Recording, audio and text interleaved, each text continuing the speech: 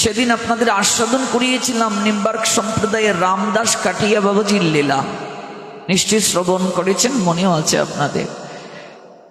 এই রামদাস কাটিয়া বাবা বাইরে তিনি যে আচরণটা করতেন, এই আচরণটা একেবারে বিষয়ী মানুষের মতো। কোনো সেবককে যদি বাজার করতে পাঠাতেন, কয়েকটা টাকা দিয়ে কড়াই গন্ডা হিসাব করতেন। কেউ যদি তার কাছে প্রথমে যেতেন, বিষয়ীর কথা শুরু করতেন।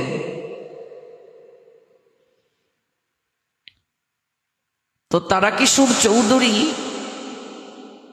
যিনি পরবর্তীতে সকল কিছু ছেড়ে চলে এসেছেন, লীলা নিশ্চয়ই মনে আছে আপনাদের, তিনি জিজ্ঞাসা করেছিলেন যে আপনার বাইরের রূপ আর ভেতরের রূপ তো আকাশ পাতাল প্রভেদ, তার কারণ কি বাবা? বাবা তখন বলেছিলেন, আচ্ছা মনে করো যদি আমি বলি যে আমার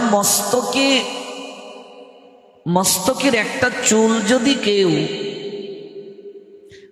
তাবিজের মাঝে ভরে গলায় ঝুলিয়ে রাখে, তাহলে তার সর্বসিদ্ধি হবে।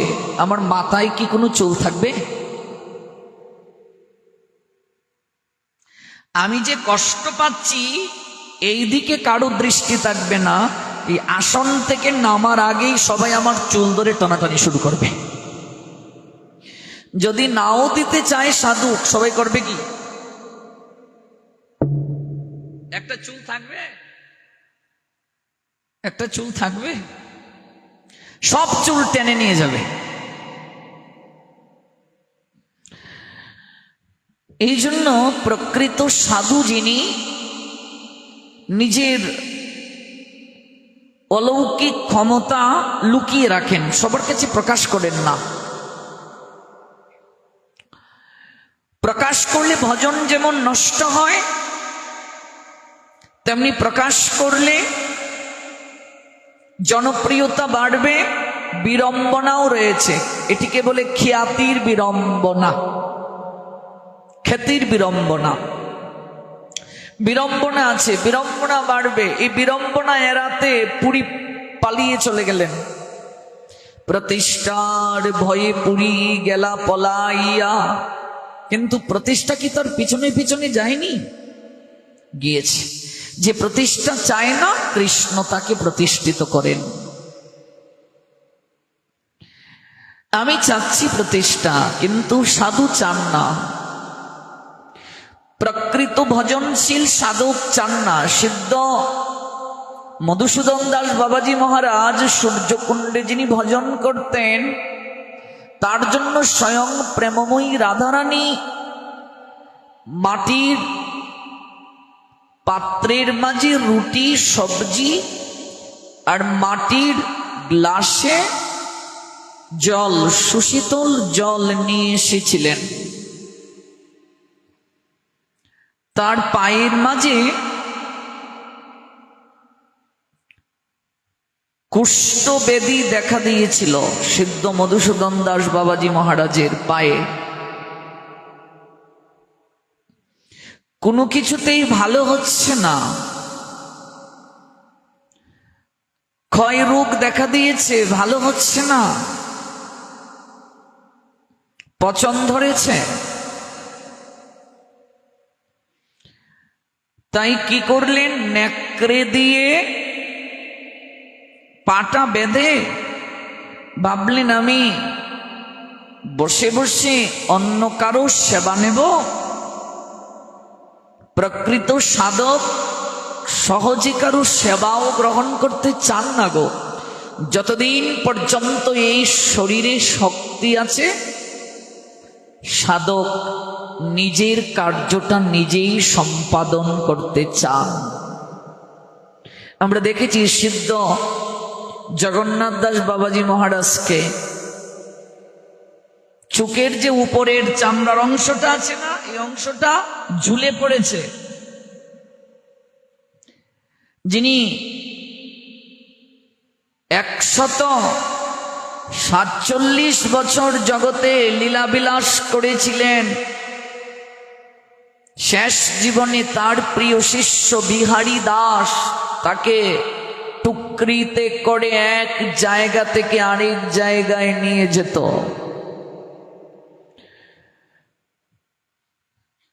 বৃদ্ধ হয়ে গেছেন, এরপরও বিহারীকে ডেকে বলছেন, ও বিহারী, চন্দন চর্চিত করে 2টি তুলসী পত্র আমার হস্তে দে। এই সকল মহাজনদের জীবন চরিত শ্রবণ করলেই হৃদয় নির্মল হয়ে যায়। মহাপাপী যে পাষাণের মতো হৃদয় যার, তাদের হৃদয় গলে যায়, বৈরাগ্য এসে যায়। ভক্ত চরিত নিত্য আস্বাদন করো, আস্বাদন করো অবিরত, তাতে ঘুচিবে জঞ্জাল, জঞ্জাল ঘুচবে, মুছে যাবে, ধুয়ে মুছে পরিষ্কার হয়ে যাবে। অবিহারী, 2টি তুলসী পত্র চন্দন চর্চিত করে আমার হাতে দে, চামড়াটা টেনে তুলে ধর। আমি গৌর সুন্দরীর চরণে 2টো তুলসী পত্র দেব। হ্যাঁ, আর আমরা হাঁটতে পারি, পাশে ভাগবত চলছে, চায়ের দোকানে বসে আড্ডা মারছি, চলার শক্তি আছে, বলার শক্তি আছে, সেবা করার শক্তি আছে। এই 2টো কানের সদ্ব্যবহার করলাম না, 2টো চোখের সদ্ব্যবহার করলাম না, 2টো হাতের সদ্ব্যবহার করলাম না, 2টো চরণের সদ্ব্যবহার করলাম না। কেন যে এলাম জগতে, আর কেন যে চলে গেলাম, আর চলে যাওয়ার পর দিনে দিনে মাস, মাসে মাসে বছর, কয়েক বছর পর আর কেউ মনে রাখে না, বেওয়ারিশ কুকুরের মতো রাস্তায় পড়ে মরে রইল। যেমন কেউ কোনো খোঁজ রাখে না, কদিন পর আমাদেরও অবস্থা তাই। কেন যে এলাম, কেন যে গেলাম, আবার এলাম, আবার গেলাম, আসা যাওয়ার চক্রবুহে আবর্তিত হচ্ছি। এই দুর্লভ মনুষ্য জীবন পেয়ে, বিচার করার ক্ষমতা পেয়ে, বিবেক বোধ প্রাপ্ত হয়েও একটিবার বিচার করলাম না, কেন এলাম, কোথা থেকে এলাম, আমার কর্তব্য কি, বিচার করলাম না। আমার নিজেকে মানুষ বলে দাবি করছি, মানুষ। হ্যাঁ, মানুষ হইতে কজন পারে গো, মানুষ হইতে কজন পারে। মানুষ এত সহজ নয়, দুর্লভ মানুষ জন্ম লইয়া সংসারে, দুর্লভ মানুষ জন্ম। তুমি এই সংসারে এসেছ, কেন এলে একটু জানার চেষ্টা করো। এমনিতেই তুমি এই দেহটা প্রাপ্ত হওনি, অনেক কষ্ট করে প্রাপ্ত হয়েছ।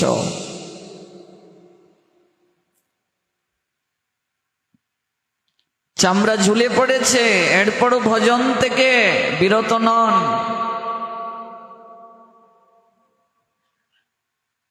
এরপরও সেবা থেকে বিরত নন। সাধক কি চায় মা? যেদিন আমি আর তোমার সেবায় অংশগ্রহণ করতে পারবো না, যেদিন আমি ভজন করতে পারবো না, আগের মতো যেদিন আর আমি ভজন করতে পারবো না, নাম সংখ্যা পূরণ করতে পারবো না, সেবা করতে পারবো না, এই দিনটা আসার আগেই তুমি এই জগৎ থেকে আমাকে নিয়ে যেও প্রভু। সাধকের এটাই প্রার্থনা। হরিদাস প্রার্থনা করছেন প্রভুর চরণে। কি হয়েছে হরিদাস, কি হয়েছে তোমার? শরীরটা খারাপ? হরিদাস বলছেন শরীর ভালো আছে প্রভু। হরিদাস জানেন এই শরীর পঞ্চভূতের শরীর দেহিন অস্মিনিয়াতা দেহে কৌমারম যৌবনম জড়া তথা দেহান্তর প্রাপ্তি ধীরস্তত্র নমোচ্যতি। শরীর পরিবর্তিত হবে, এটাই তো শরীরের ধর্ম। শরীর আমার ভালো আছে প্রভু, কিন্তু আমার মন ভালো নেই। গৌর হরি হরিদাসের নিকটে বসে চোখে চোখ রেখে বলছেন, কি হয়েছে হরিদাস, কেন তোমার মন ভালো নেই? হরিদাস বলে উঠছে, প্রভু আমি আগের মতো আর ভজন করতে পারি না, আমি আগের মতো ভজন করতে পারি না। সাধক কাঁদে ভজন করতে না পারলে, সেবা থেকে বঞ্চিত হলে, আর আমি চাই সেবা থেকে বঞ্চিত হতে। ভজন না করতে পারলে আমি বাঁচি, আর সাধক কাঁদে সেবা থেকে বঞ্চিত হলে। ভজন করতে না পারলে সাধক কাঁদে। এই দেহ রাখতে চায় না, আমি আর আগের মতো নাম সংখ্যা পূর্ণ করতে পারিনি প্রভু। আমার শরীর সুস্থ, অসুস্থ, বুদ্ধি মন, আমি আর আগের মতো ভজন করতে পারছি না। আমি নাম সংখ্যা পূরণ করতে পারিনি প্রভু, আমি আর আগের মতো নাম করতে পারছি না। গৌর হরি হরিদাস ঠাকুরকে জড়িয়ে ধরে বলছেন, অনেক তো হলো হরিদাস, নামের মহিমা জগতে প্রচার করতে তোমারই অবতার ধারণ করা। তুমি তো সিদ্ধ হয়ে গেছো, হ্যাঁ এবার একটু কমিয়ে দাও না। আগের মতো আর তোমার নাম সংখ্যা পূরণ করতে হবে না, 3 লক্ষ হরিনাম করতে হবে না। একটু কমিয়ে দাও, কমিয়ে দাও হরিদাস, একটু কমিয়ে দাও।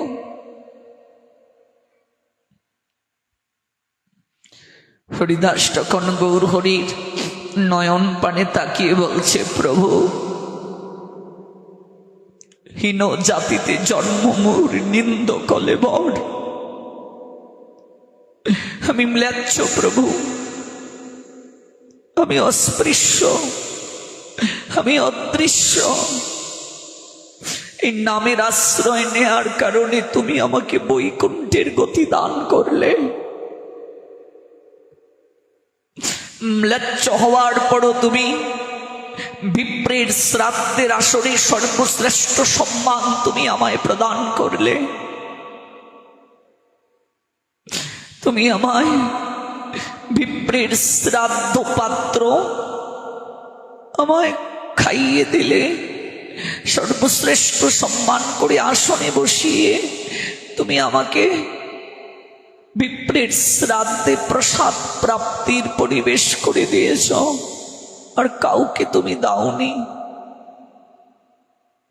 যে কৃষ্ণ নাম, যে সাধন, যে ভজন আমাকে ম্লেচ্ছ থেকে বৈকুণ্ঠের গতি দান করলো, আমি কেমন করে সেই নাম ছেড়ে দেব প্রভু? আমি কেমন করে সেই নাম ছেড়ে দেব? আমি কেমন করে এই ভজন ছেড়ে দেব? আমাকে কে চিনত, আমাকে কে জানতো প্রভু? তুমি আমাকে বৈকুণ্ঠের গতি দান করেছ।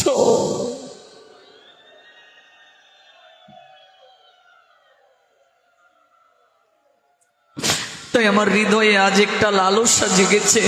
আমি যেহেতু আগের মতো ভজন করতে পারছি না, আগের মতো নাম করতে পারছি না, আমার একটা নিবেদন আছে তোমার কাছে প্রভু, বলো না দেবে? আমি সারাটা জীবন তোমার কাছে ভিক্ষা চেয়েছি, তুমি দিয়েছ আমায়, দুহাত ভরে উজাড় করে দিয়েছ। কিছু তোমায় দিতে পারি না, কেবল নিয়েছি। আরো একটা লালসা আছে, বলো দেবে? প্রভু আমার কেন জানি মন বলছে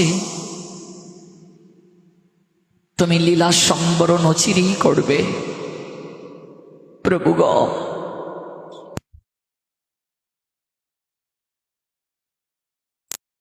তুমি অচিরেই লীলা সংবরণ করবে। তোমার আপন ভুবনে কোটি কোটি ভক্ত আছে, যারা তোমাকে প্রাণ সম ভালোবাসে, কিন্তু আমার ভুবনে তুমি ছাড়া যে আমার আর কেউ নাই। ভক্তের ভুবনে ভগবান ব্যতীত আর কেউ নেই রে মা, আর কেউ নেই নেই। ভক্ত কেবল ভগবানের দুটো চরণকে ভরসা করে। অবশ্য রক্ষিবে কৃষ্ণ, এটাই তো ভক্তের একমাত্র ভরসা, একমাত্র বিশ্বাস। ভক্তের আস্থা কেবল ভগবানের নামের উপর, ভগবানের এই দুটো চরণ তার একমাত্র সম্বল। আমার আপন ভুবনে তুমি ছাড়া যে আমার আর কেউ নেই প্রভু, আর কেউ নেই। আমি দেখতে পারবো না তোমার চলে যাওয়ার দৃশ্য, আমি দেখতে পারবো না, তাই আমি তোমার আগে চলে যেতে চাই। মহাপ্রভু সেদিন কি বলেছিলেন জানেন? হরিদাস, আমার যে সকল সুখ, আমার যে সকল আনন্দ কেবল তোমাকে ঘিরে। হরিদাস, ভগবানের সকল আনন্দ ভক্তকে ঘিরে। তুমি আমায় ছেড়ে চলে গেলে আমি কাকে নিয়ে আনন্দ করব? আমি কাকে নিয়ে লীলাবিলাস করব? আমার যে সকল আনন্দ কেবল তোমাকে ঘিরে। হরিদাস, বুঝতে পেরেছি হয়তো আমি তোমার যোগ্য নই, তাই তুমি আমায় ছেড়ে চলে যেতে চাচ্ছ। ভগবান বলছেন আমি তোমার হয়তো যোগ্য নই, তাই তুমি আমায় ছেড়ে চলে যেতে চাচ্ছ। হয়তো আমি তোমার যোগ্য নই, তুমি আমায় ছেড়ে চলে যেতে চাচ্ছ। হরিদাস চরণে ধরে সেদিন বলেছিল, প্রভু এ কথা তুমি বলিও না। আমার হেন এক কীট যদি মরি গেল পৃথিবীর কাহাহানি হইল, আমার মতো একটা পিঁপড়া যদি জগৎ থেকে চলে যায়, জগতের কোনো ক্ষতি হবে না প্রভু, কোনো ক্ষতি হবে না। গৌরাঙ্গ সুন্দর পরবর্তীতে হরিদাসের বৈষ্ণব সেবায় উত্তর দিয়েছিলেন। হরিদাস নিজেকে দীনতার বশবর্তী হয়ে কীটের সঙ্গে, পিঁপড়ার সঙ্গে তুলনা করেছিল। কিন্তু গৌর হরি ভক্তের মর্যাদা, হরিদাসের ন্যায় বৈষ্ণবের মর্যাদা জগতে কতটুকু জানালেন। বললেন, হরিদাসের মতো সাধু যদি জগৎ থেকে চলে যায়, ধরণী মাতৃকা চিৎকার করে কাঁদে, গুমরে গুমরে কাঁদে। ধরণী মা সকল কিছু সহ্য করতে পারে, শত শত তলা অট্টালিকা ধরণীর উপরে হয়, এই ধরণী মা আপন মমত্বে ভার বহন করে, কিন্তু ধরণী মা অসুরের নিঃশ্বাস সহ্য করতে পারে না।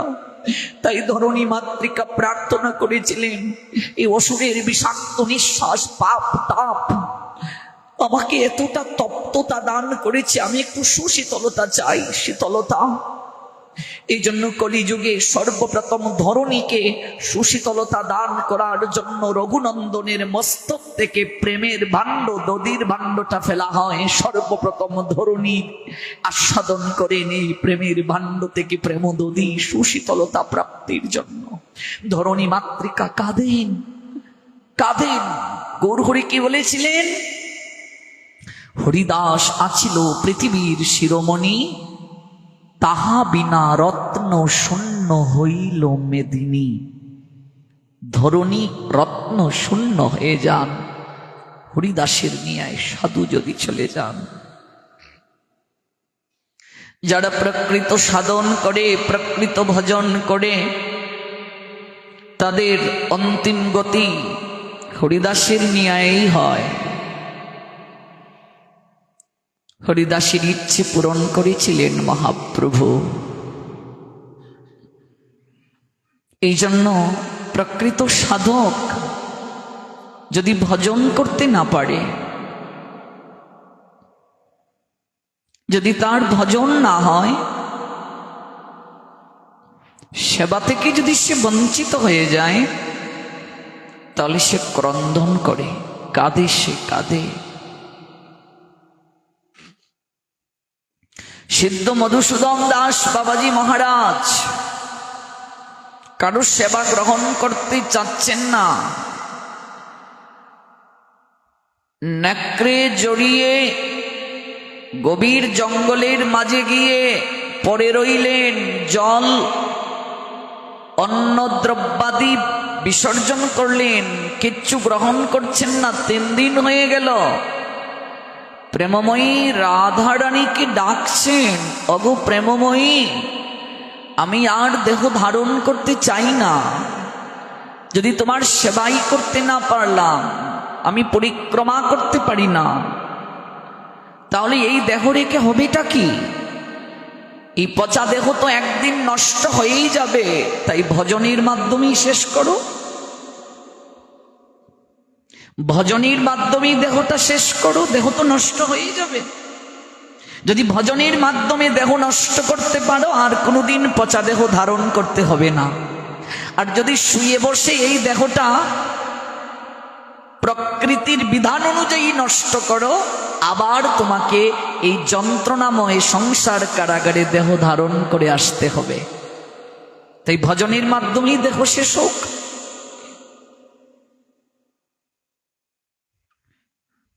ভজন করেই দেহটা শেষ করো। দেহটা প্রাপ্ত হয়েছেই তো ভজনের জন্য।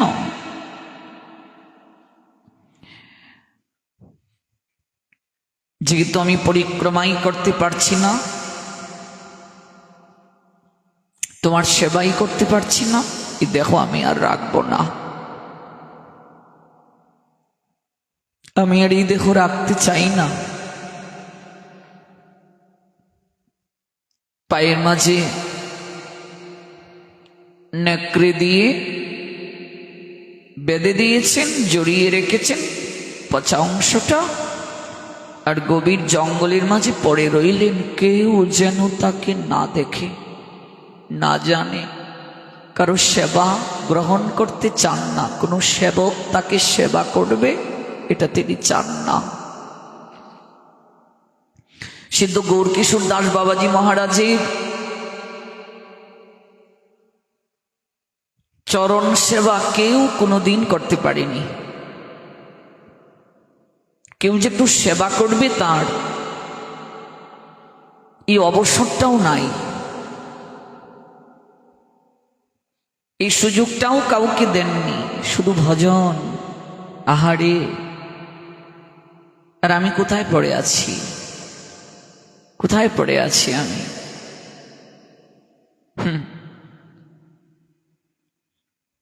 কার বাড়ি গিয়ে ভিক্ষা করে রান্নার জন্য পাত্র চাইবেন? তাই কুড়িয়ে কোনো একটা মাটির পাত্র পেলেন, তা ধুয়ে তন্ডুল একটু সিদ্ধ করে তাই পেয়ে নিতেন। কোনোদিন বা তন্ডুল গঙ্গা জলের মাঝে ভিজিয়ে তারপর চিবিয়ে পেয়ে নিতেন। মৃত লাশের যে কাপড় চোপড় দেয়া হতো, এগুলো গঙ্গায় ধুয়ে একটু কৌপিন ব্যবহার করতেন গৌরকিশোর দাস বাবাজি। শুধু ভজন, আর কোনো অবসর নাই।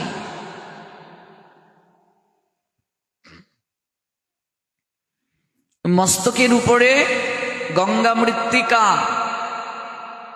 কয়েক সের গঙ্গা মৃত্তিকা মস্তকের উপরে রেখে মন্ত্র ধ্যান করতেন, আহ্নিক করতেন।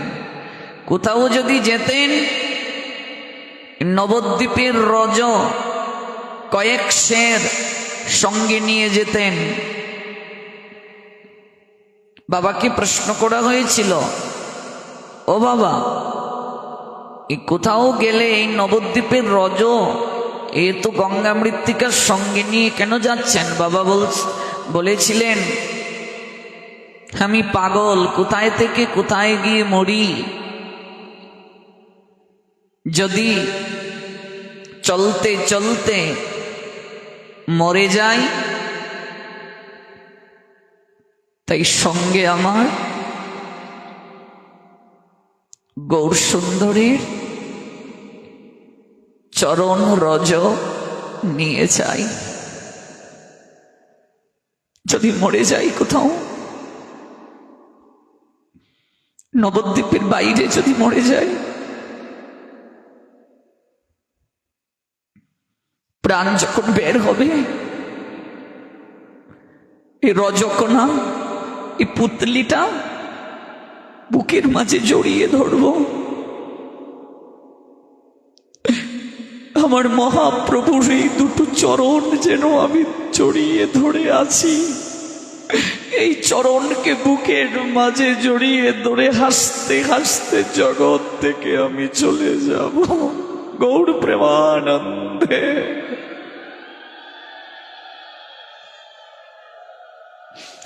এই হলো ভজন, এই হলো নিষ্ঠা, এই হলো ভজন। হ্যাঁ, আমি কোথায় পড়ে আছি এটা অনুভব করতে হবে রে মা। লীলা শ্রবণ করতে করতে এই অনুভব যদি না আসে, তারা এমন করে ভজন করেছেন, আমি কোথায় পড়ে আছি, আমার তো একটা দিনও হলো না, আমার তো এমন এমন ভাব আসেনি, আমি কোথায় পড়ে আছি। যতদিন এই অনুভবটা না আসবে, ভাগবত শুনি কোনো লাভ হবে না, কোনো পরিবর্তন আসবে না। কেউ সেবা করবে এই অবসরটাও নাই, কারো সেবা গ্রহণও করতে চাচ্ছেন না, তাই গভীর জঙ্গলে সিদ্ধ বাবা পড়ে আছেন। কেউ যেন না জানে 3 দিন হয়ে গেছে, জল গ্রহণ করেননি আর প্রসাদও গ্রহণ করেননি। সবার দৃষ্টির অগোচরে থাকা গেলেও একজনের দৃষ্টির বাইরে তিনি থাকতে পারলেন না। শুধু তিনি কেন, এই জগতের কেউই একজনের দৃষ্টির বাইরে থাকতে পারে না। এই বৃন্দাবন ব্রজেশ্বরী শ্রীমতী রাধারানীর অহৈতুকী লীলা নিকেতন, ব্রজেশ্বর শ্রী গোবিন্দের অহৈতুকী লীলা নিকেতন। সবার দৃষ্টির বাইরে গেলেও তাদের দৃষ্টির বাইরে যাওয়া সম্ভব নয়। সবার দৃষ্টির বাইরে গভীর জঙ্গলে কেউ যেন না দেখে পড়ে আছেন। একজনের দৃষ্টির আড়াল হতে পারেননি, তিনি প্রেমময়ী রাধা রানী। তিনি কিশোরীর রূপ ধারণ করে প্রসাদের থালা আর সুশীতল জল নিয়ে আবির্ভূত হলেন সিদ্ধ মধুসূদন দাস বাবাজি মহারাজের সম্মুখে। ব্রজেশ্বরী প্রেমময়ী শ্রীমতী রাধা রানী কি, সিদ্ধ মধুসূদন দাস বাবাজি মহারাজ কি আবির্ভূত হলেন। প্রতিদিন সিদ্ধ বাবা যেখানে মাধুকরী করেন, সেই গৃহের বালিকার রূপ ধারণ করলেন। গিয়ে একটু শাসনের স্বরে বলছেন, কি গো, ভিক্ষায় যাও না কেন? হ্যাঁ, 3 দিন যাবৎ ভিক্ষায় যাচ্ছ না, প্রতিদিন তোমার জন্য মা রুটি সবজি করে তোমার জন্য অপেক্ষা করেন, তুমি যাও না, কারণটা কি? আজ মা আমায় পাঠালেন তোমার জন্য প্রসাদ। এই গভীর জঙ্গলে পড়ে আছো কেন? মরতে চাও কেন? এত অভিমান কিসের? তুই কি করে জানলি আমি মরতে চাই? তুই কি করে জানলি আমি এই গভীর জঙ্গলে পড়ে আছি? তুই কি করে জানলি রে? যা, চলে যা, আমি প্রসাদ পাবো না। আচ্ছা বাপু, তোমার তো অভিমান কেন গো? অভিমান? অভিমান যদি সেবাই করতে না পারি, তাহলে এই দেহ রাখবো কেন? যা তুই চলে যা, তুই বুঝবি না, যা যা চলে যা। আচ্ছা বুঝিয়ে বললি তো বুঝি বাপু, এমন করছো কেন? এই বারবার তাড়িয়ে দিচ্ছ, চলে যা চলে যা। এই নাও প্রসাদটা পেয়ে নাও, আমার অনেক কাজ আছে, মা বকবে, নাও পেয়ে নাও, আমি যাই, কাল কিন্তু যেতে ভুলো না। সিদ্ধ বাবা তাকিয়ে দেখছেন, যেখানে তিনি প্রতিদিন মাদুকুরি করেন সেই গৃহের বালিকাটা ওই প্রসাদের থালাটা রেখে এক পা দুপা করে এগিয়ে যাচ্ছে, কিন্তু যেতে যেতে কোথায় যেন হারিয়ে গেল একটা জ্যোতি কোথায় যেন হারিয়ে গেল। অবাক বিস্ময়ে প্রসাদের থালা স্পর্শ করার সঙ্গে সঙ্গে তার সমগ্র শরীর আনন্দে শিহরিত হয়ে উঠল। প্রসাদটা মুখে দেয়ার সঙ্গে সঙ্গে অষ্টসাত্ত্বিক বিকার দেখা দিল, সেটা অমৃত মনে হচ্ছে। জীবনে কত প্রসাদ গ্রহণ করেছেন এই গৃহ থেকে, আজ আমি কি পাচ্ছি? অমৃত। ক্ষুধা তৃষ্ণা দূর হয়ে গেল, একটা পরমানন্দ শরীরের মাঝে আমোদিত করে দিল। পায়ের দিকে তাকিয়ে দেখছেন কোনো যন্ত্রণা নেই, কোনো পচা নেই, দুর্গন্ধ নেই, ক্ষত নেই, সব কিছু সেরে গেল। অবাক বিস্ময়ে তিনি ভাবছেন, কে এলো আমাকে কৃপা করার জন্য? আমি যে গৃহে প্রতিদিন মাদুকুরি করতে যাই সেই গৃহের মেয়েটি না সারাটা জীবন যার চরণ দর্শনের জন্য আমি সকল কিছুকে জলাঞ্জলি দিয়ে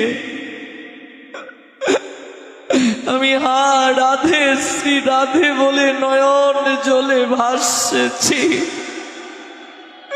হা রাধে শ্রী রাধে বলে সারাটা জীবন আমি নয়ন নীরে ভাসছি না। প্রেমময়ী শ্রীমতী রাধা রানী আমায় কৃপা করার জন্য এলে। কে এলো আমাকে কৃপা করার জন্য? কে এলো গো, কে এলো? সারাটা রাত তিনি ভাবলেন, পরদিন তিনি মাদুকুরি করতে ওই গৃহে গেলেন যে গৃহে প্রতিদিন তিনি মাদুকুরি করতেন। গৃহকর্ত্রীকে ডাকছেন কেঁদে কেঁদে, মা, ও মা। বেরিয়ে এলেন গৃহকর্ত্রী, বাবা 3 দিন পর এলে যে, আমি প্রতিদিন তোমার জন্য প্রসাদ রেখেছি, এলে না কেন? অবাক বিস্ময়ে ফেল করে তাকিয়েছেন সিদ্ধ বাবা। তুমি তোমার মেয়েটাকে প্রসাদ পাঠিয়েছিলে মা? প্রসাদ না তো বাবা, আমি কি কেমন করে প্রসাদ পাঠাবো? সে তো গৃহে নেই, সে গৃহে নেই, সে তো বেড়াতে গিয়েছে, প্রায় 15 দিন যাবৎ গৃহে নেই। গৃহে নেই? তাহলে কে আমার জন্য প্রসাদ নিয়ে গেল? বিড়বিড় করে কি বলছো বাবা? না কিছু না, আজকে প্রসাদ পাবে না। না মা, আমি যাই। লুটিয়ে পড়লেন কাঁদতে কাঁদতে সিদ্ধ বাবা। প্রেমময়ী, তুমি সাক্ষাৎ আমায় কৃপা করতে এলে, তুমি সাক্ষাৎ আমায় কৃপা করতে এলে। না না, এই কথা যদি জগৎ জীব জেনে যায় আমার প্রতিষ্ঠা বাড়বে, আমার আমার নাম যশ চারিদিকে ছড়িয়ে যাবে, না না, কাউকে বলা যাবে না, কাউকে বলা যাবে না। ওই দেখুন প্রতিষ্ঠা সাধক চান না, আমি চাই, কিন্তু সাধক চান না, সাধক চান না প্রতিষ্ঠা। এই যে সিদ্ধ বাবা এই ঘটনা লুকিয়ে রেখেছিলেন, এই লীলা কি লুকানো ছিল? গৌর প্রেমানন্দে লুকানো ছিল, আমরা কি করে জানলাম? হ্যাঁ, যিনি প্রতিষ্ঠা চান না স্বয়ং প্রেমময়ী তাকে প্রতিষ্ঠিত করেন, স্বয়ং শ্রী গোবিন্দ তাকে প্রতিষ্ঠিত করেন। এই জন্য শুদ্ধ ভক্ত প্রতিষ্ঠা চান না। শুদ্ধ ভক্ত তিনি যদি ভগবানের সেবা থেকে বঞ্চিত হয়ে যান, তিনি যদি সাধনা থেকে বঞ্চিত হয়ে যান, এই দেহ তিনি আর রাখতে চান না, এই দেহ আর রাখতে চান না গো, এই দেহ ত্যাগ করতে চান। এই যে বিশেষ অনুভূতি, এটা আমাদের কি হবে? হবে কিভাবে? এই প্রেমময় ভাগবতের সঙ্গ যদি আমরা করি। তাই চৈতন্য ভাগবতের যে কথা দ্বারা শুরু করেছিলাম, প্রেমময় ভাগবত শ্রীকৃষ্ণের অঙ্গ, তাহাতে কহেন যত গুপ্ত কৃষ্ণ রঙ্গ। যারা গোবিন্দের বংশীর ধ্বনি শুনে সবকিছুকে জলাঞ্জলি দিয়ে ছুটে গিয়েছিল, তাদের কথা নিত্য শ্রবণ করো। শ্রবণ করলে হবেটা কি? কর্ণের বধিরতা ঘুচবে। ওই যে বাঁশরিয়া বাঁশি বাজাচ্ছেন, আমি শুনতে পাচ্ছি না, এই ভবের কোলাহলে, সংসারের কোলাহলে আমার কর্ণ দুটি বধির হয়ে গেছে, আমার চোখে ছাউনি পড়ে গেছে। এই জন্য তাদের কথা শ্রবণ করতে হবে, নিত্য শ্রবণ করো। শ্রবণ করতে করতে চিত্ত দর্পণ মার্জন হবে, ভবের দাবাগ্নি নির্বাপন হবে, কর্ণের বধিরতা ঘুচবে, নয়ন উন্মিলিত হবে, হৃদয় পরিষ্কার হবে। শুনতে থাকো এই অপ্রাকৃত কথামৃত। আমি যে বড় অজ্ঞ গো, তাতে কি? অজ্ঞ ব্যক্তিও যদি এই অপ্রাকৃত রসশাস্ত্রীর চরণ আশ্রয় গ্রহণ করে, সে স্বয়ং গোবিন্দের চরণই আশ্রয় গ্রহণ করে, কারণ ভাগবত স্বয়ং ভগবান। আমি যে নেশাখোর, তাতে কি? সামনে বসো, শ্রবণ করতে থাকো। শ্রবণ করতে করতে একদিন তুমি আর নেশা করতে পারবে না, মন চাইবে না নেশা করতে। কেন চাইবে না? কারণ এর থেকে বড় নেশা এই জায়গায় আছে, এর থেকে বড় নেশা। হ্যাঁ, এই নেশা শ্রবণ করলেই হয়ে যায়। প্রমাণ, প্রমাণ তো আপনারাই তার প্রমাণ। প্রতিদিন কেন আসেন? কিসের নেশায়? আমি অখাদ্য খাই, তাতে কি? বসো, শ্রবণ করতে থাকো। শ্রবণ করতে করতে অখাদ্য আর ভেতরে যাবে না, ইচ্ছে হবে না গ্রহণ করতে। মন চাইবে অনেক তো হলো, আর কত, একটু প্রসাদ গ্রহণ করি। জোর দিয়ে হবে না, জোর করলে হবে না। যার হৃদয়ে ময়লা যত বেশি, তাকে বেশি দিন সময় নিতে হবে। যার ময়লা যত কম, তার শীঘ্র হয়ে যাবে। আর যার ময়লা যত বেশি, পূর্বজন্মের সংস্কার যত কম, তত বেশি সঙ্গ করতে হবে, তত বেশি শ্রবণ করতে হবে, সময় তত বেশি লাগবে। দুঃখিত হওয়ার কিছু নাই যে আমার হলো, আমার পরিবারের জনের হলো না। তুমি দুঃখ করে হবে কি? তোমার সংস্কার ছিল, ওর নেই, সময় লাগবে।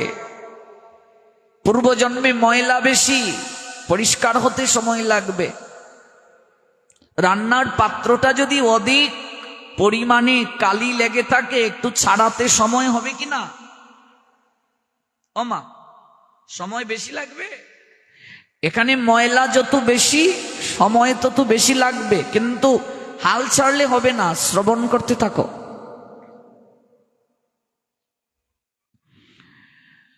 আমার হৃদয় বড় মলিন, অশান্তি, আমার কিচ্ছু ভালো লাগে না, অশান্ত হৃদয়। বসো এখানে, বসে হবেটা কি? বসে কি হবে তাহলে শুনো। ওই বেদ শাস্ত্র পুরাণ কহিয়া বেদব্যাস তথাপি চিত্তে নাহি পায়েন প্রকাশ। এত এত গ্রন্থ শাস্ত্র রচনা করে ব্যাসদেব হৃদয়ে শান্তি পাচ্ছিলেন না, আনন্দ পাচ্ছিলেন না। তাই তিনি বসে বসে ভাবছিলেন যে আমি নিজেই শান্তি পাচ্ছি না, আনন্দ পাচ্ছি না, জগৎকে আমি কি আনন্দ দান করব। কোথা থেকে বলছি? চৈতন্য ভাগবত থেকে, অন্তলীলা। যখন শ্রী ভাগবত জিহ্বায় স্ফুরিল ততক্ষণে চিত্তবৃত্তি প্রসন্ন হইল। যখন এই ভাগবত জিহ্বা দ্বারা স্ফুরিত হলো, সঙ্গে সঙ্গে হৃদয়ের মাঝে আনন্দ প্রকাশ পেল। গৌর প্রেমানন্দে আনন্দ প্রকাশ পেল। আনন্দ করো রাজন, আনন্দ, আনন্দ প্রকাশ পেল, আনন্দ প্রকাশ পেল।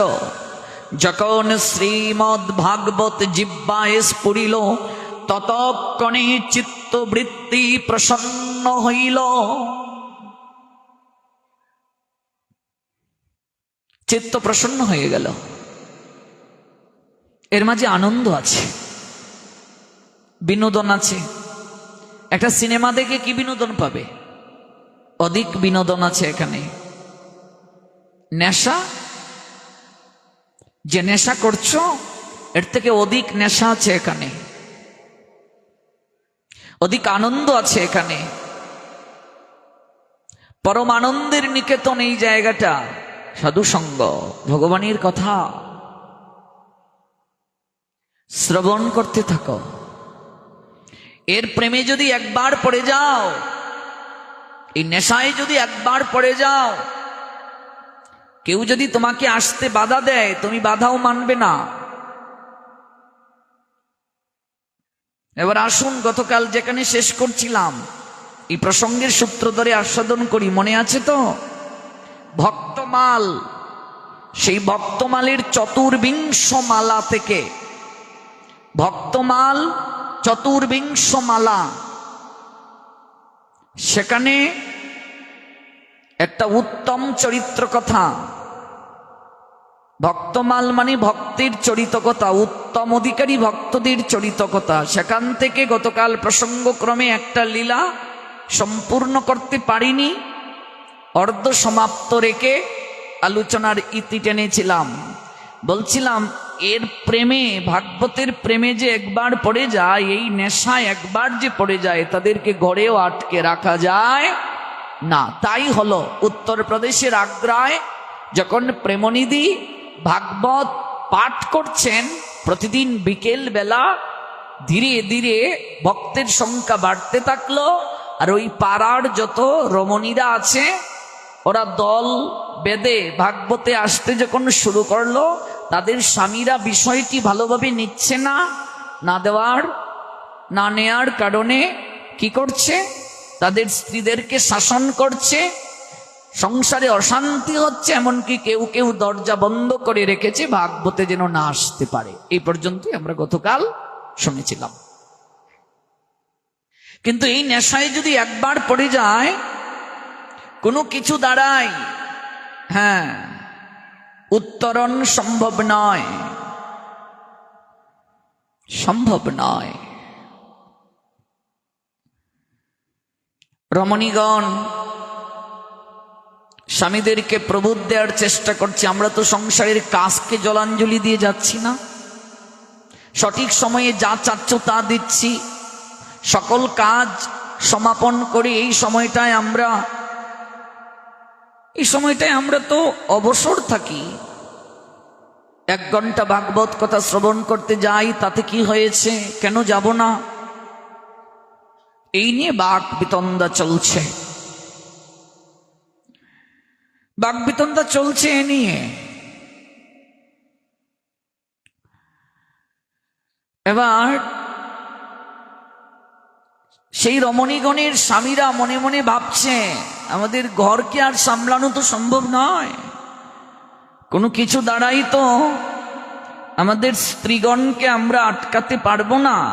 কারণ প্রেমনিধি অত্যন্ত নিষ্ঠার সঙ্গে ভাগবত পাঠ করতেন, সমগ্র ভাগবত তিনি বহুবার পাঠ করেছেন। ভাগবত সম্বন্ধে তার অগাধ পাণ্ডিত্য, তার কণ্ঠটিও খুব সুললিত, বাচন ভঙ্গি বড় হৃদয়ে গ্রাহী ছিল। মাঝে মাঝে সুরেলা কণ্ঠে গীত পরিবেশন করেন তো শ্রোতৃবর্গ তা শুনে চোখের জল আর ধরে রাখতে পারেন না। ভাগবতের চিত্রাকর্ষক কাহিনীর আকর্ষণে প্রেমনিধির মনোলুবা পরিবেশনের ভঙ্গিতে মুগ্ধ হয়ে সন্ধ্যার প্রাক্কালে বিশেষ করে যত রমণীবৃন্দ প্রেমনিধির গৃহের অঙ্গনে ভিড় জমাতেন, পাগলের নিয়ায় ছুটে আসতেন। তাদের স্বামীগণ বাধা দিয়েও রাখতে পারছে না। এটাই হলো প্রকৃত আকর্ষণ, প্রকৃত নেশা। তাই গৃহকর্তাগণ ভাবছেন, যেহেতু আমাদের স্ত্রীদেরকে আটকাতে পারছি না, তাহলে আসল জায়গাতেই ব্যবস্থা নিতে হবে। ব্যবস্থাটা কি? ওই সাধুর চরিত্রে যদি একটা কালিমা লেপন করিয়ে দেওয়া যায়, তাহলে আপনাদেরকেই পলায়ন করবে। এটাই চারিদিকে চলছে। সাদা কাপড়ে খুব সহজে দাগ লেগে যায় তো, চরিত্রে যদি কালিমা লেপন করিয়ে দেওয়া যায়, তাহলে আপনাদেরকে পালিয়ে যাবে। আর সাধু যদি চলে যায় এখান থেকে পলায়ন করে, তাহলেই তো হলো। তো আসল জায়গাতেই হস্তক্ষেপ করতে হবে। তো কি করে করা যায়? এই কার্যটা কি করে করা যায়? চরিত্রে কালিমা লেপন করে বিকৃত আনন্দ উপভোগ কি করে করা যায়? বিদ্বেষপরায়ণ লোকগণ দিল্লির বাদশার কাছে গিয়ে একটা অভিযোগ জানালো যে, হুজুর, আপনার রাজ্যে কি চলছে এসব? কি একটা চরিত্র ভ্রষ্ট মানুষ শুদ্ধ কৃষ্ণ ভক্ত সেজে প্রতিদিন বিকেল বেলা ভাগবতের কাহিনী পরিবেশনের ছলে গ্রাম্য সুন্দরী রমণীদেরকে নিয়ে প্রমোদ বিলাসে মত্ত আছে।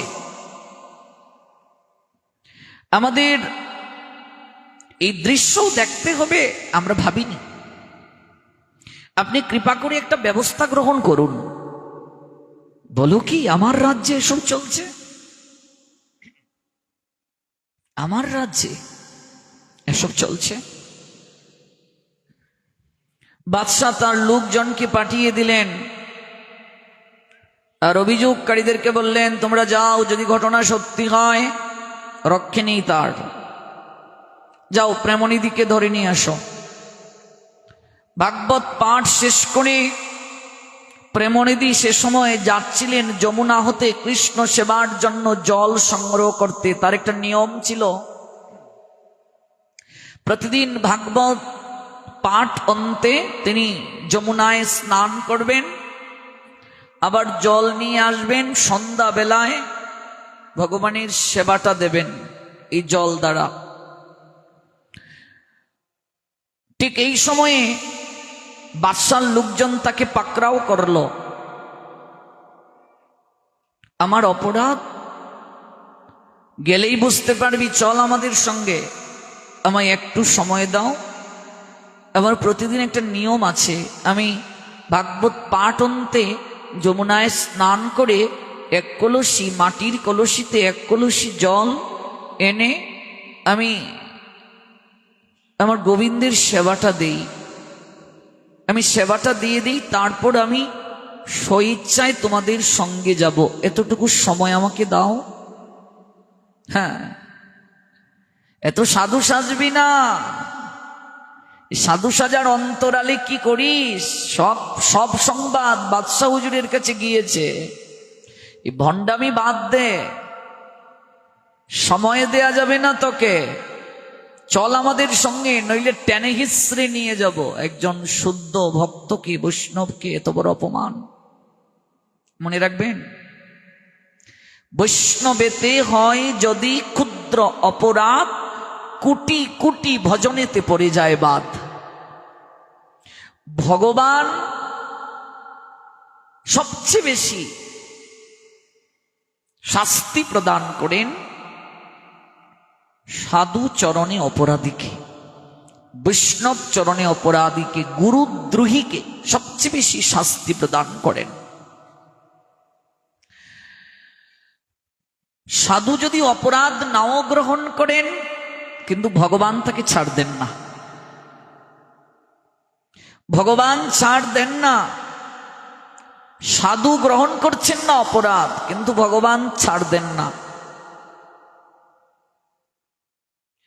আমাদের চৈতন্য মঠের প্রাক্তন আচার্য, নিত্যলীলায় প্রবিষ্ট অষ্টোত্তর শত শ্রী শ্রীল ভক্তি কুসুম শ্রবণ গোস্বামী মহারাজ এই ঢাকা বিক্রমপুর জমিদারের সন্তান ছিলেন। এমবিবিএস ডাক্তার, বিলেত ফেরত, 4টা ডিগ্রি ছিল।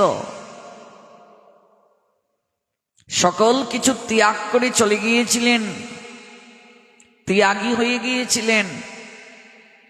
বিবাহের সম্বন্ধ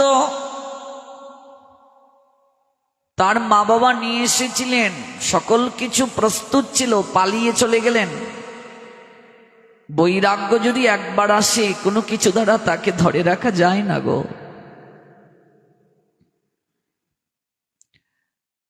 জপমালা কোনোদিন হাত থেকে তার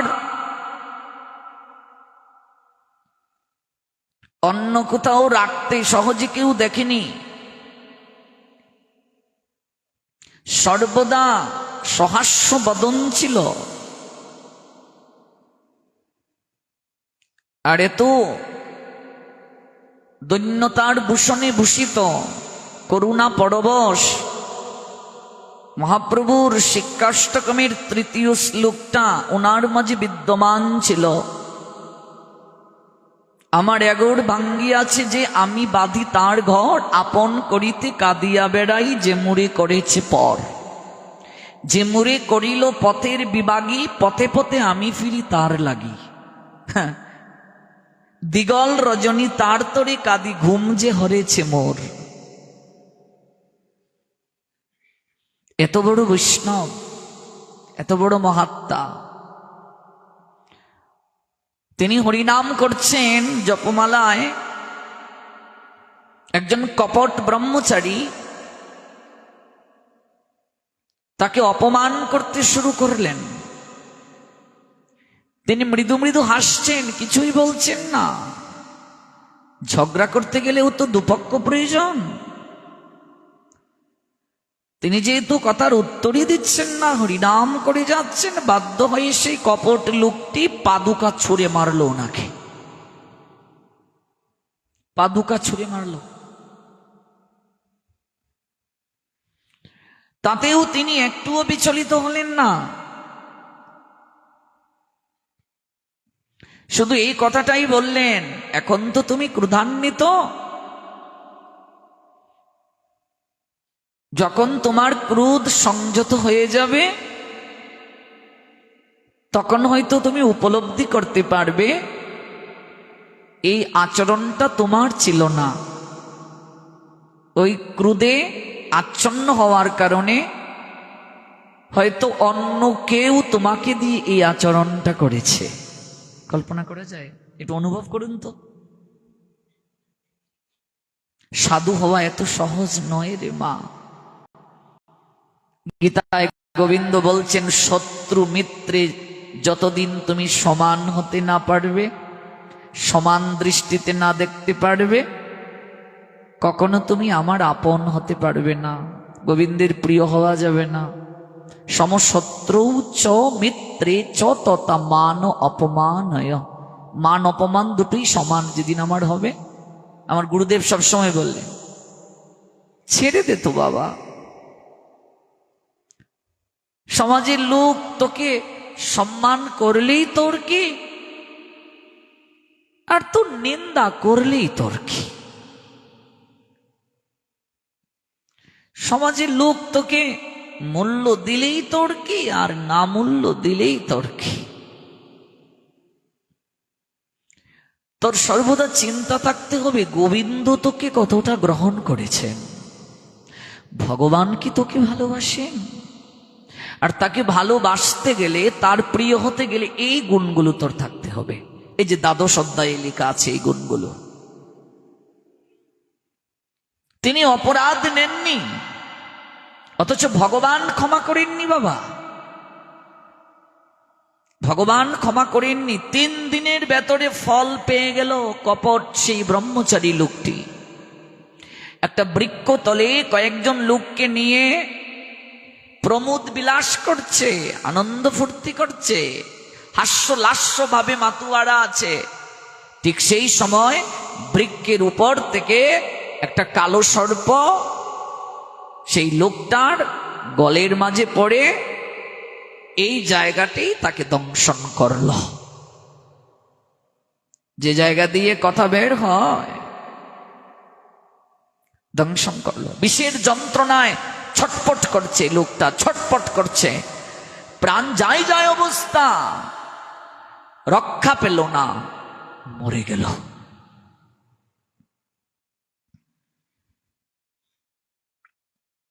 শ্রীল ভক্তি কুসুম শ্রমণ মহারাজ, তার কর্ণে যখন সংবাদটা গেল তিনি খুব দুঃখিত হলেন। গান্ধার্বিকা গিরিধারীর চরণে তিনি কেঁদে কেঁদে তুলসী নিবেদন করে বললেন, প্রভু এমন তো কথা ছিল না, এ তুমি কি করলে?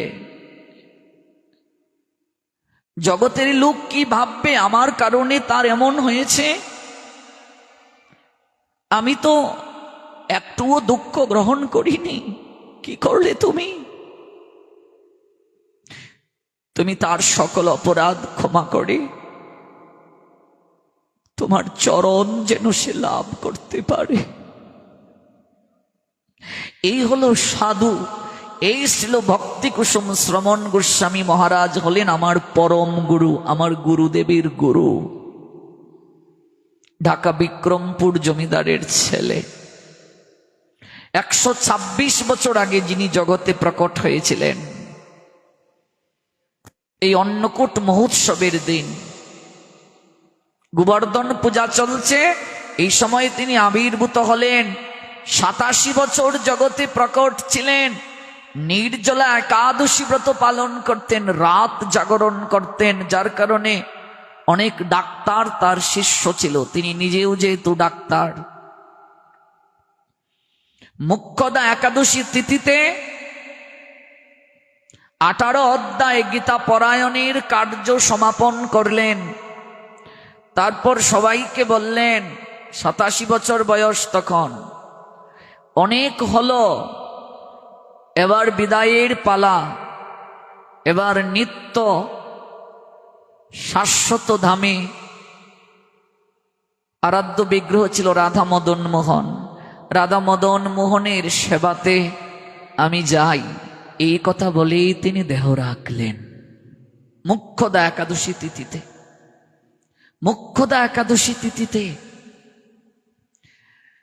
মানুষ চিনা যায় মরণে, মানুষ চিনা যায় মরণে, ভগবান চিনা যায় চরণে। কতটা সাধন ভজন করলে, কতটা পৌঁছল ভগবানের কাছে, বিদায়টাই প্রমাণ করবে। জনম আর মরণ বিশেষ তিথিতে এরকম সাধকরা জগতে আসেন ভগবানের ইচ্ছায়, জগৎ থেকে চলে যান ভগবানের ইচ্ছায়। ওনার জীবনে কি যে অলৌকিক লীলা কল্পনাও করা যাবে না। স্বপার্ষদ প্রভুপাদ একটা গ্রন্থ আছে, যদি কোনোদিন সংগ্রহ করে পড়তে পারেন তাহলে জানতে পারবেন কত যে অলৌকিক লীলা কল্পনাও করা যাবে না। এই সকল সাধু মহাত্মাদের চরিতামৃত শ্রবণ করলে আমাদের জীবন ধন্য হয়ে যাবে, পবিত্র হয়ে যাবে। ভগবান সব সহ্য করতে পারেন, কিন্তু বৈষ্ণব চরণে অপরাধীকে কখনো সহ্য করতে পারেন না। যার চরণে অপরাধ হলো, তিনি যদি এটি আমলে না নেন, গ্রহণ নাও করেন, কিন্তু ভগবান ক্ষমা করবেন না। ভগবান কখনো ক্ষমা করবেন না গো, ভগবান ক্ষমা করবেন না। তাহলে উপায় কি? চৈতন্য ভাগবতের অন্তলীলায় আছে, শ্রী বৃন্দাবন দাস ঠাকুর উপায় বর্ণনা করেছেন। শুনো দ্বিজ, বিষ করি যে মুখে ভক্ষণ, সেই মুখে করি যবে অমৃত গ্রহণ। বিষ হয় জীর্ণ, দেহ হয় তো অমর, অমৃত প্রভাবে এবে শুনো সে উত্তর। না জানিয়া তুমি যত করিলা নিন্দন, সে কেবল বিষ তুমি করিলা ভুজন। পরম অমৃত এবে কৃষ্ণ গুণনাম, নিরবধি সেই মুখে করো তুমি পান। যে মুখে করিলা তুমি বৈষ্ণব নিন্দন, সেই মুখে করো তুমি বৈষ্ণব বন্দন। সভা হইতে ভক্তের মহিমা বাড়াইয়া, সঙ্গীত কবিত্ব বিপ্র করো তুমি গিয়া। কৃষ্ণ যশ পরমানন্দ অমৃত এ তোমার, নিন্দা বিষ যত সব করিব সংহার। এই সত্য কহি তোমা সবারে কেবল, না জানিয়া নিন্দা যেবা করিল সকল। আর যদি নিন্দ কর্ম কবু না আচরে, নিরন্তর বিষ্ণু বৈষ্ণবের স্তুতি করে। এই সকল পাপ গুছে এই সে উপায়,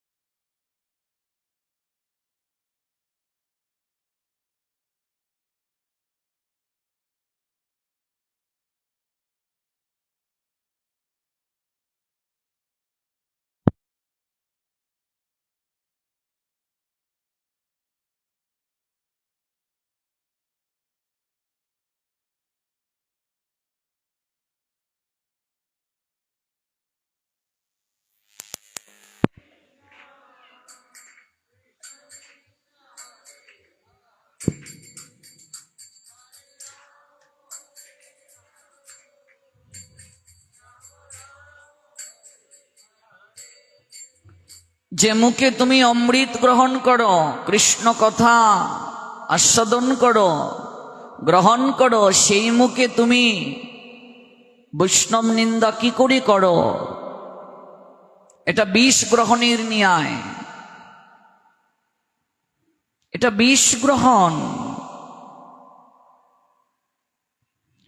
এই জন্য বলছেন বিষ হয় জীর্ণ, দেহ হয়তো অমর, অমৃত প্রভাবে এবে শোনো সে উত্তর। না জানিয়া তুমি যত করিলা নিন্দন, সে কেবল বিষ তুমি করিলা ভুজন। বৈষ্ণব নিন্দা করলে বিষ গ্রহণ করলে। পরম অমৃত এবে কৃষ্ণ গুণ নাম, নিরবধি সেই মুখে করো তুমি পান।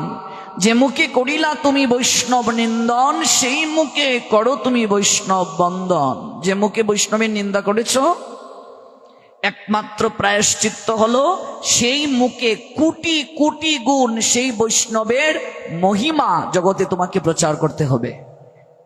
এটাই প্রায়শ্চিত্ত। আর কি? তার চরণ ধুলি তোমাকে গ্রহণ করতে হবে।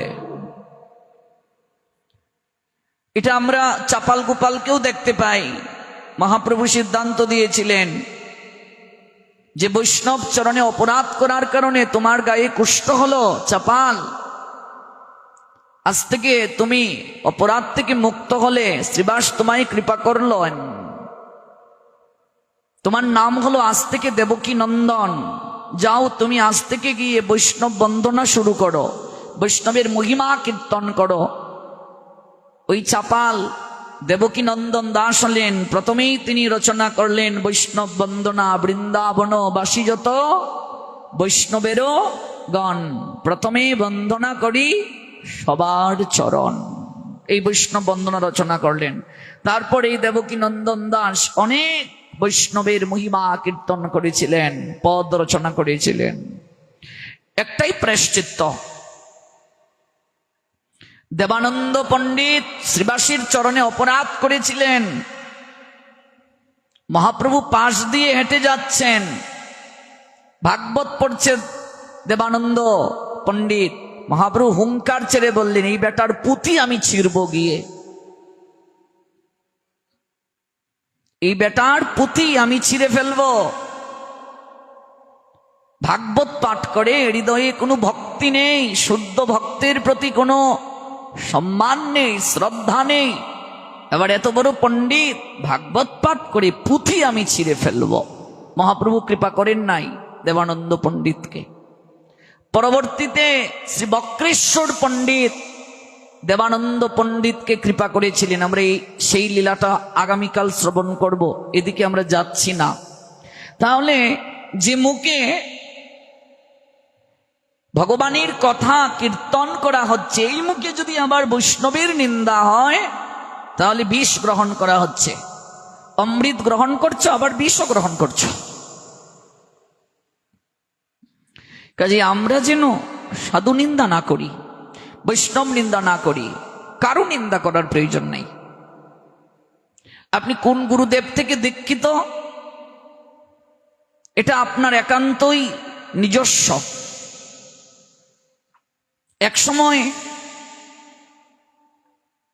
কোথা থেকে দীক্ষিত সেটাও গোপন রাখা হতো, নিবৃতে রাখা হতো। এখন তো আমরা একেবারে ঢালাও করে প্রচার করছি, কিন্তু ভজন যেমন গুপ্ত তেমনি গুরুদেবও গুপ্ত। এ তো বাইরে প্রকাশের বিষয় নয়। কৃষ্ণদাস কবিরাজ গোস্বামীপদের গুরুদেবকে বলুন তো, অথচ কৃষ্ণদাস কবিরাজ গোস্বামীপদকে কজন না চিনি আমরা। রঘুনাথ দাস গোস্বামীপদের গুরুদেবকে বলুন তো, অথচ রঘুনাথ দাস গোস্বামীপদকে সবাই চিনি আমরা।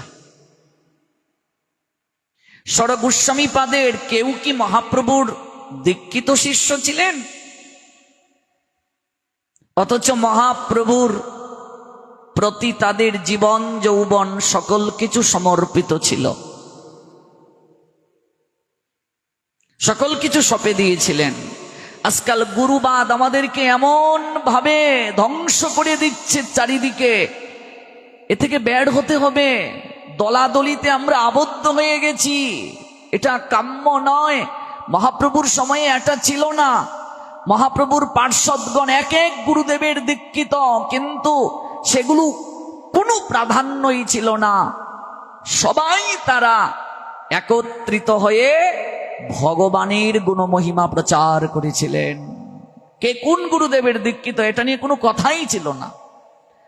আজকাল খুব চলছে এগুলো, চারিদিকে একটা দল করার জন্য আমরা এগিয়ে যাচ্ছি, দলাদলিতে আমরা মগ্ন হয়ে যাচ্ছি।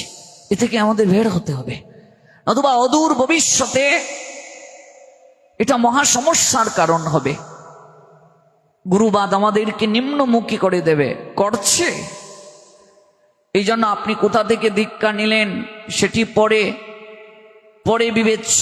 প্রথম বিবেচ্য আপনি, আমি, সবাই আমরা মহাপ্রভুর দাস, গোবিন্দের দাস। আমরা সবাই একে অপরের আপনার জন। এই ভাবটা রাখতে হবে মনের মাঝে। এই ভাব থেকে সরে যাওয়া যাবে না। মহাপ্রভুর কাছে সবাই স্থান পেয়েছিলেন। কে কোন গুরুদেবের দীক্ষিত এই নিয়ে কোনো কথা ছিল না। কিন্তু আমরা কেন জানি হৃদয়কে বৃহৎ করতে পারছি না, হৃদয়কে আমরা সংকীর্ণ করে ফেলছি। হৃদয় সংকীর্ণ হয়ে যাচ্ছে আমাদের। হৃদয়কে বৃহৎ করতে হবে। মহাপ্রভুর ভক্ত যে তার হৃদয় সংকীর্ণ কখনো হতে পারে না। মহাপ্রভুর ভক্ত যে তার হৃদয় উদার। মহাপ্রভুর ভক্তের হৃদয় কখনো সংকীর্ণ হতে পারে না গো, হতে পারে না।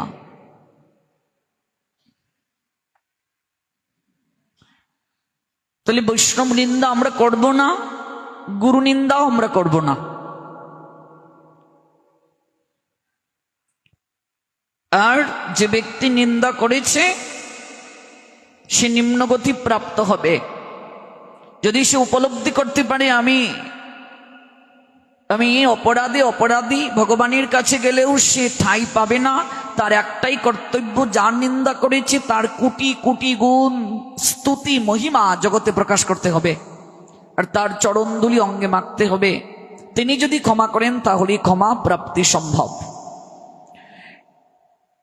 এত বড় একজন শুদ্ধ ভক্তকে ভগবানের সেবা করতে পর্যন্ত দেয়া হয় নাই, ধরে নিয়ে যাওয়া হলো, কারাগারে বন্দি করা হলো।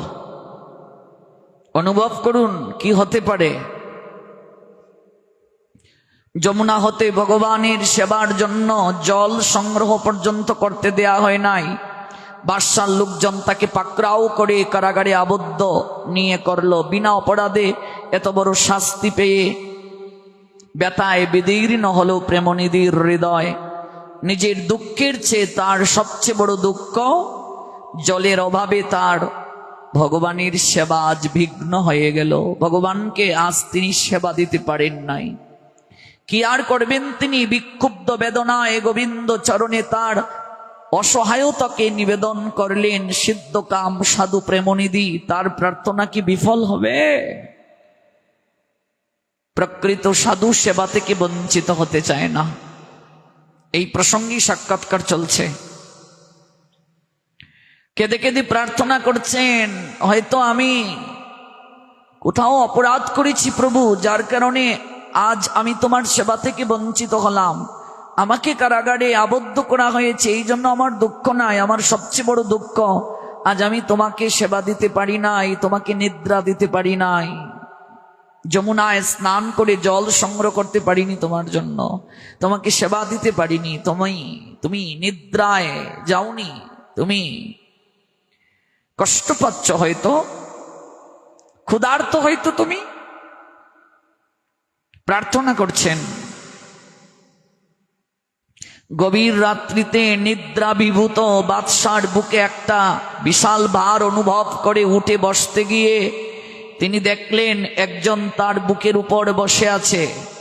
বাদশা যখন ঘুমিয়ে আছে, মধ্যরাত্রি বাদশা দেখছে তার বুকের মাঝে ভার অনুভব হচ্ছে, কেউ যেন বসেছে। বাদশা উঠে বসলো, দেখে বুকের মাঝে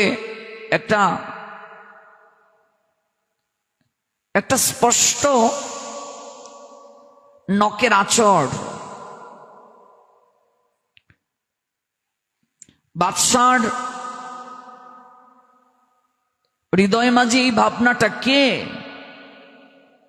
কে আমাকে নখের আঁচড় দিল? এবং ব্যথা হচ্ছে, প্রচন্ড ব্যথা। তখন সে অনুভব করছে একটা কণ্ঠস্বর, তোর তো সাহস কম নয় রে। হ্যাঁ ওরে, তুই জানিস প্রেমনিধি আমার প্রাণ হয়, আমার প্রাণ। ভগবান নৃসিংহ রূপ ধারণ করে গিয়েছেন। হ্যাঁ, নখ দিয়ে এরকম আঁচড় দিয়ে, শুধু আঁচড়টা সে উপলব্ধি করছে, দর্শন তার ভাগ্যে হয় নাই। একটা শব্দ শুনতে পাচ্ছে, এই তোর সাহস তো কম নয়। ভক্তমালের ৪৪ মালা এই লীলা আছে, যদি বাড়িতে থাকে গ্রন্থটা পড়বেন। তোর সাহস তো কম নয়। হ্যাঁ রে, প্রেমনিধি আমার প্রাণ হয়, প্রাণ। গোবিন্দ কহিন মম বৈষ্ণব পরাণ, আমার প্রাণ হয় প্রেমনিধি। তুই তাকে চরিত্রে কালিমা লেপন করিয়ে কারাগারের মাঝে বন্দি করে রেখেছিস। হ্যাঁ, সে যমুনায় জল আনতে যাচ্ছিল, জলের অভাবে আমি পিপাসায় আছি রে, আমার বড় পিপাসা, ওরে আমি ক্ষুধার্ত, আমি পিপাসার্ত, আমি নিদ্রায় যাইনি, আর তুই আরামে ঘুমাবি ভাবছিসটা কি? আমাকে অনিদ্রায় রেখে, ক্ষুধার্ত রেখে, পিপাসার্ত রেখে তুই আরামে ঘুমাবি? ভগবানের জন্ম নাই, কর্ম নাই, আহার নাই, নিদ্রা নাই, কিন্তু ভক্তের কাছে ভগবানের সব আছে। জন্ম আছে, কর্ম আছে, নিদ্রা আছে, আহার আছে, সব আছে। মা, আমাকে পিপাসার্ত রেখে, অনিদ্রায় রেখে তুই আরামে ঘুমাবি? এখনো সময় আছে। এই প্রেমনিধিকে কারাগার থেকে মুক্ত করে তার চরণে মার্জনা চেয়ে পালকিতে চড়িয়ে সম্মানের সঙ্গে তার ভজন কুটিরে পৌঁছে দেবে। আমি তোকে নির্বংশ করে ছেড়ে দেব, তোর বংশ আমি উৎখাত করব। এখনো সময় আছে। তবে তোর একটা পরম সৌভাগ্য, তুই প্রেম নদীর মতো সাধুকে দর্শন করতে পেরেছিস, আর তোর কারাগারে তার চরণ ধুলি পড়েছে বলে তুই আমার কণ্ঠস্বর শুনতে পাচ্ছিস। গৌর প্রেমানন্দে ওই প্রেমনিধির মতো পরম সাধুর চরণধুলি তোর এই রাজভবনের কারাগারে পড়েছে, আর তুই তাকে দর্শন করতে পেরেছিস বলে তুই আমার কণ্ঠস্বর শুনতে পাচ্ছিস। আমার এই নখের আচর তোর বুকে বিদীর্ণ হয়েছে, এটা তোর সৌভাগ্য। তবে আমাকে দর্শন করার সৌভাগ্য তোর নেই। যা, এখনো সময় আছে, তোকে আমি নির্বংশ করে ছেড়ে দেবো। যা, শীঘ্র করি। ভয়ে তরতর করে কেঁপে দিল্লির বাদশাহ বলছে, তুমি কে? তুমি কে? একটু পরিচয়টা দিয়ে যাও। আমি কে? আমি প্রেমনিধির আরাধ্য ভগবান শ্রী গোবিন্দ নৃসিংহ রূপে এসেছি তার প্রাণ নেয়ার জন্য। আমায় প্রাণে মেরো না, আমার বংশ উৎখাত করো না। আমি আমি আমি প্রেমনিধিকে ছাড়ার ব্যবস্থা করছি, আমায় ক্ষমা করে দাও। শীঘ্র করি ডাকলেন মন্ত্রীকে। মন্ত্রী কাকে ধরে নিয়ে আসার হুকুম দিলে? কাকে ধরে নিয়ে আসার হুকুম দিলে? সাচ্চা পীর,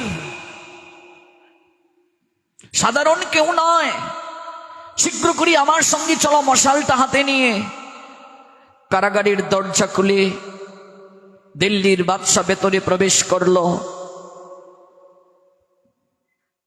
প্রেমনিধি কাঁদছেন, চোখ দিয়ে অজুর দ্বারায় জল ঝরছে। বাদশাহ হুজুর, আপনি এত রাতে? তুমি আমায় ক্ষমা করে দাও। আপনি দিল্লির বাদশাহ, আমার কাছে হাত জোর করছেন, আমি কিচ্ছু মুখে বলতে পারবো না। তবে তুমি সাধারণ কেউ নও, কেবল এই কথাটাই আমি তোমায় বলছি। তুমি সাধারণ কেউ নও, তোমার জন্য পালকি প্রস্তুত আছে। প্রস্থান করো, ভজন কুটিরে যাও। প্রেমনিধি অবাক বিস্ময়ে তাকিয়ে আছেন, ঘটনাটা একটুও বুঝতে পারছেন না। এক পা দুপা করে এগিয়ে যাচ্ছেন। হঠাৎ করে বাদশাহ হুজুর ডাকলেন, ভাই একবার পিছনে ফিরে তাকাও, তুমি আমায় একটা আলিঙ্গন দিয়ে যাবে? আমি তোমার একটু আলিঙ্গন আকাঙ্ক্ষী। মনে মনে বাদশাহ হুজুর ভাবছেন, এরকম মহান ভক্তের অঙ্গ পরশ পেলে আমার জীবন ধন্য হয়ে যাবে। এরকম মহান ভক্তের অঙ্গ পরশ পেলে আমার জীবনটা ধন্য হয়ে যাবে। তুমি আমায় একটু প্রেমালিঙ্গন দিয়ে যাবে, আমায় একটু আলিঙ্গন দিয়ে যাও, তুমি একটু প্রেমালিঙ্গন চাই। এই বলে বাদশাহ হুজুর দৌড়ে গেলেন, প্রেমনিধিকে জড়িয়ে ধরলেন। শুদ্ধ ভক্তের প্রেমালিঙ্গনে বাদশার হৃদয় আন্দোলিত হয়ে গিয়েছিল, কম্পন হয়ে গিয়েছিল, শরীরটা শিহরিত হয়ে উঠেছিল। বাদশার লোকেরা অত্যন্ত যত্ন সহকারে মশাল জেলে পথ আলোকিত করে পালকিতে চড়িয়ে প্রেমনিধিকে সম্মানের সঙ্গে গৃহে পৌঁছে দিল। যাবার সময়ে ভীত বাদশা প্রেমনিধির যেমন আলিঙ্গন করেছিলেন, অতঃপর জোর করে বললেন, বাদশা সবার কাছে মস্তক নত করে না, কিন্তু এই অন্ধকার রাত, আশেপাশে কেউ নেই, আমি তোমার চরণে আমার এই মস্তকটা নত করছি, একটা প্রণাম নিবেদন করছি তোমায়, সালাম দিচ্ছি তোমায়। আমার অপরাধ নেবেন না, আমার অপরাধ নেবে না, আমি অভিযোগের ভিত্তিতে কাজ করেছি। তুমি সাধারণ কেহ নয়, তুমি সাধারণ কেহ নয়, তুমি সাধারণ কেহ নয়। কেবল এই কথাটাই বলছি। প্রেমনিধি কিচ্ছু বুঝতে পারছেন না ঘটনা কি হচ্ছে। তুমি সাধারণ কেহ নয়। আর প্রেমনিধি চলে যাচ্ছেন, যেখানে যেখানে চরণ রাখছেন সেখান থেকে ধুলিকণা এনে এমন করে বাদশাহ হুজুর তার মস্তকে মাখছেন, এমন করে বাদশাহ হুজুর তার মস্তকে মাখছেন। বৈষ্ণব চরণ রেণু মস্তকে ভূষণ বিনু। বৈষ্ণবের চরণ রেণুর এত ক্ষমতা, বৈষ্ণবের চরণ রেণুর এত ক্ষমতা। শুদ্ধ ভকত চরণ রেণু ভজন অনুকূল, ভকত সেবা পরম সিদ্ধি, প্রেম লতিকার মূল। শুদ্ধ ভক্তের চরণ ধুলির এত ক্ষমতা, প্রকৃত সাধুর এত ক্ষমতা। ভাগবত পাঠে যারা আসতে চাচ্ছিলেন তাদের স্বামীরা তাদেরকে বাধা প্রদান করে এই কার্য করেছিল। এবার চিন্তা করুন তাদের কি অবস্থা হতে পারে। কিন্তু প্রেমনিধি কারো অকল্যাণ কামনা করেন নাই। প্রকৃত সাধু সহজে অপরাধ নেন না, কারো অকল্যাণ কামনা করেন নাই। সেই সকল স্ত্রীগণ গৃহে থেকে করজুড়ে ক্রন্দন করে ভাগবতের কাছে মার্জনা চেয়েছিলেন। আমাদের স্বামীগণ না বুঝে এই কার্য করছে। ভাগবত স্বয়ং ভগবান, যিনি আস্বাদন করছেন পরম বৈষ্ণব, তার চরিত্রে কালিমা লেপন করেছে। হে ভগবান, হে ভাগবত ভগবান, তুমি আমাদের স্বামীগণকে ক্ষমা করে দাও। তারা বুঝেনি, না বুঝে এই কার্য করেছে। রাত্রিবেলা তারাও স্বপ্নে এই ভয়াল মূর্তি দর্শন করলো। ভয় পেয়ে তারা ছুটে এলো প্রেমনিধির চরণে, এসে সাষ্টাঙ্গে ভুলুণ্ঠিত হয়েছিল। আজ থেকে তুমি আপন মনে ভাগবত পাঠ করবে। শুধু আমাদের স্ত্রীগণ নয়, আমরাও সকল কাজকে সামলে 1 ঘন্টা সময়ের জন্য বিকেল বেলা এসে তোমার নিকটে বসবো, এই দিব্য অপ্রাকৃত এই ভাগবতের লীলামৃত শ্রবণ করার জন্য। আমরাও আসবো, আমরাও এসে বসবো এই দিব্য লীলামৃত আস্বাদন করার জন্য, এই ভাগবত কথামৃত আস্বাদন করার জন্য। আজ থেকে কেউ বাধা দেবে না। তুমি আপন মনে পাঠ করবে, তুমি আপন মনে গাইবে, আমরা শ্রবণ করব, আমরাও শ্রবণ করব। দিনে দিনে ভক্তের সংখ্যা বাড়তে লাগলো। ভাগবতের প্রেমের ঢেউ সবার হৃদয়কে ছুঁয়ে দিল। ধীরে ধীরে সবার মাঝে অপ্রাকৃত কৃষ্ণ প্রেমের বীজ বপন হলো, অঙ্কুরিত হলো, পল্লবিত হলো, পুষ্পিত হলো। নিতাই গো, নিতাই গো সীতানাথ প্রেমানন্দে হরিব। আমাদের হৃদয়েও এই অপ্রাকৃত প্রেমের লহরী স্পর্শ করুক, তনুমন স্নিগ্ধ হোক, আবেশিত হোক। ভাগবতের অপ্রাকৃত কৃপা আমরাও যেন গভীরভাবে লাভ করতে পারি।